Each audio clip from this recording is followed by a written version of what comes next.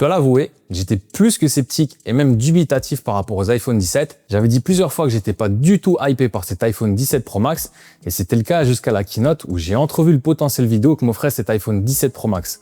iPhone que j'ai acheté pour essayer et tester, mais surtout cet iPhone m'a convaincu comme il ne l'avait plus fait depuis plusieurs années. Apple a sorti un iPhone 17 Pro Max qui est ce qui se fait de mieux actuellement avec des capacités vidéo tout simplement hors normes pour un smartphone. On parle de tout ça dans cette vidéo, mais avant ça, pour ceux qui ne sont pas encore abonnés, n'oubliez pas de vous abonner pour ne manquer aucune de mes prochaines vidéos.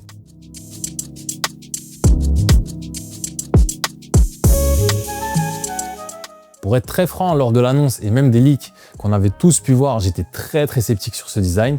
Je me demandais ce que ça allait pouvoir donner en vrai avec ce double matériau à l'arrière, puis aussi ce bloc photo très inspiré de Google.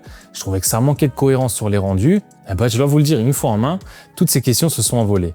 Il est vraiment super beau et fait très premium, mais surtout offre un look plus ultra, plus professionnel. On sent sur ce 17 Pro Max qu'Apple a voulu segmenter sa gamme Pro avec un design bien distinct et qui du coup fait beaucoup plus professionnel, voire sportif, baroudeur, etc.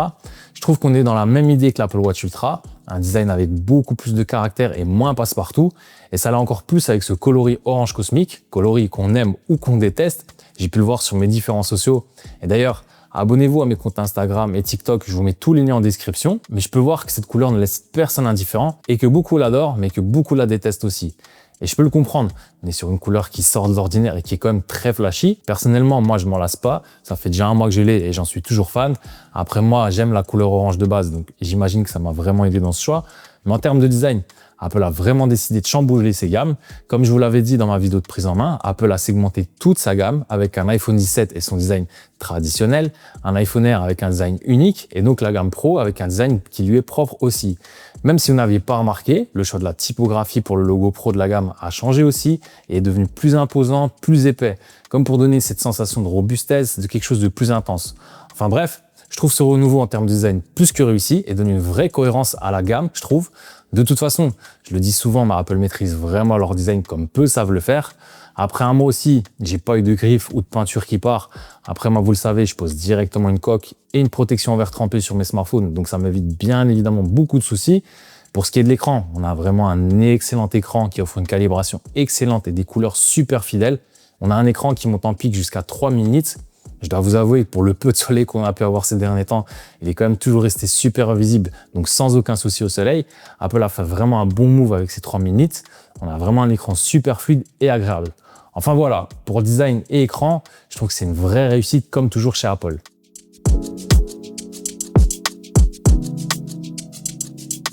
Alors pour ceux qui me suivent déjà, vous le savez, j'avais pas encore essayé iOS 26 parce que je voulais pas être sur une version bêta et donc avoir un avis faussé. Et d'ailleurs, si vous ne me suivez pas encore, n'oubliez pas de vous abonner pour ne manquer aucune de mes prochaines vidéos. C'est pas grand chose un abonnement, mais ça soutient énormément la chaîne, donc je vous remercie. Et donc, j'avais pas encore pu essayer en profondeur iOS 26 parce qu'aussi j'étais également sur mon Pixel 10 Pro XL, même à la sortie officielle d'iOS 26. Je voulais attendre d'essayer iOS 26 en profondeur avec cet iPhone 17 Pro Max. Et je dois dire qu'encore une fois, j'avais été très critique envers iOS 26. J'avais peur d'avoir une interface trop lourde, trop chargée, ce qui devait sûrement être le cas avec les bêtas.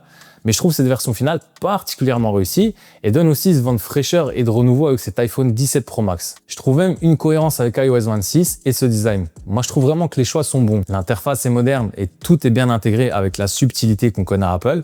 Je sais pas si je ferai une vidéo dédiée sur iOS 26, donc dites-moi en commentaire si ça vous intéresse une vidéo entière sur iOS 26. Mais voilà, je trouve que ça participe grandement à ce renouveau. Bien sûr, tout n'est pas parfait et il m'arrive d'avoir des ratés dans l'interface, notamment certaines fois quand je reviens à l'écran principal. J'ai les icônes qui prennent un peu de temps pour charger par exemple et donc elles deviennent blanches. Donc bien sûr, il y aura des correctifs qui devront arriver, mais honnêtement, j'aime vraiment beaucoup cette interface.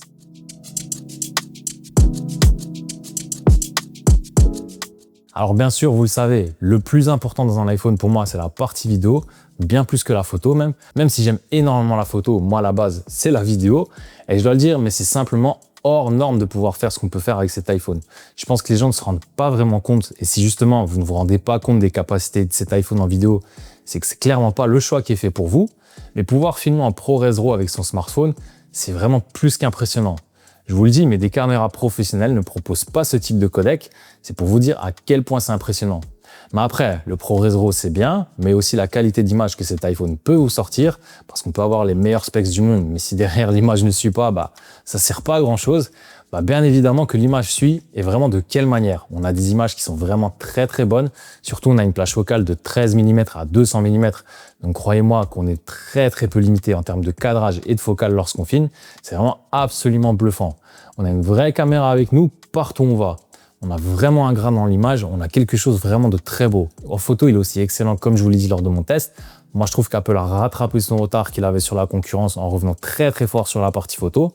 Je trouve que le traitement logiciel a été grandement amélioré avec de super photos neutres qui sont naturelles et pas trop saturées. Bref, pour moi en vidéo, cet iPhone est vraiment au-dessus du lot et n'a aucun concurrent qui lui arrive à la cheville. En photo, pour moi, Apple est largement revenu dans le top 5 des meilleurs photophones de cette année.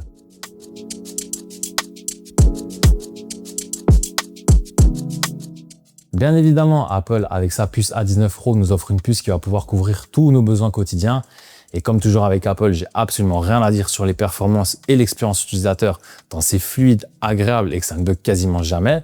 Bien sûr, et on sait, en termes de performance pure, cette puce A19 Pro n'est certainement pas la plus puissante, mais dans les faits, elle tourne parfaitement grâce à l'optimisation faite par Apple.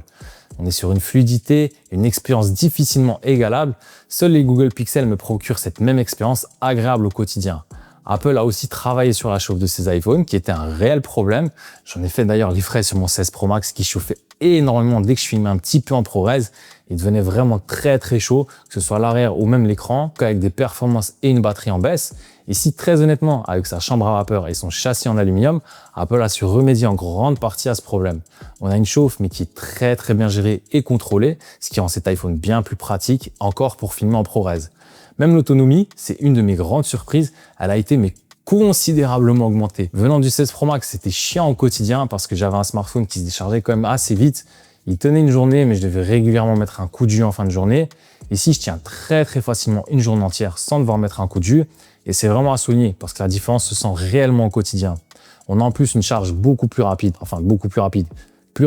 ce qui permet aussi de donner un rapide coup de jus quand on en a besoin. On va récupérer environ 50% de batterie en 20 minutes. Donc c'est plutôt pas mal. Bref, de ce côté-là aussi, Apple a su faire évoluer son iPhone en proposant quelque chose d'ultra bien fini.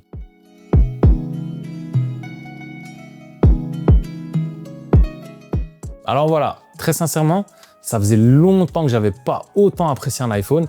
Peut-être parce que j'en attendais rien spécialement cette année, ça joue sûrement sur mon ressenti, mais je me dois comme d'être objectif en disant que cet iPhone, pour moi, c'est une réelle révolution. Apple a, j'ai l'impression, pour une fois pris en compte l'avis de ses utilisateurs et a même volontairement segmenté ses gammes pour que le public puisse cibler plus facilement ses besoins.